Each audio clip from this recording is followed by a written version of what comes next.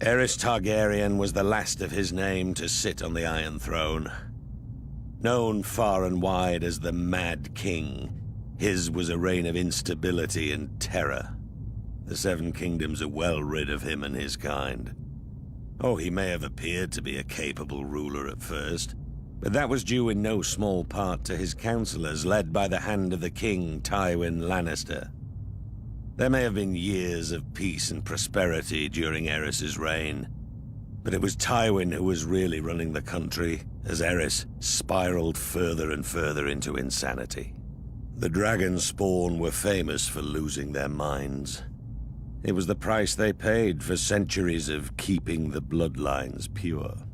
And Aerys more than happily continued the noble sister-fucking tradition of his forefathers. As the years passed, Aerys's behavior became increasingly erratic. He cut himself so often on his Iron Throne, many referred to him as King Scab, though never to his face.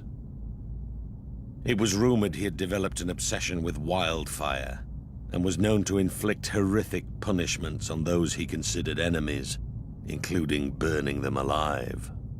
As his paranoia and bloodlust grew, he had a bitter falling out with Lord Tywin, who had served the crown faithfully for 20 years. At least Tywin was able to leave the job with his life and fortunes intact.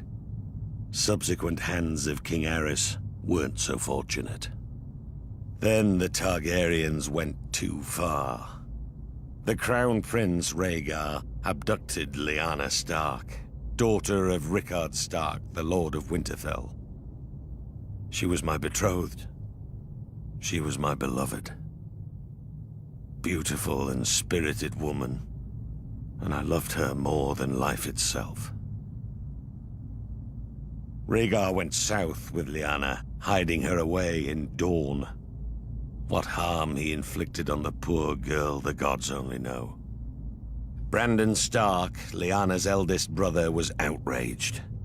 He rode to King's Landing to confront the king and demand his sister's safe return.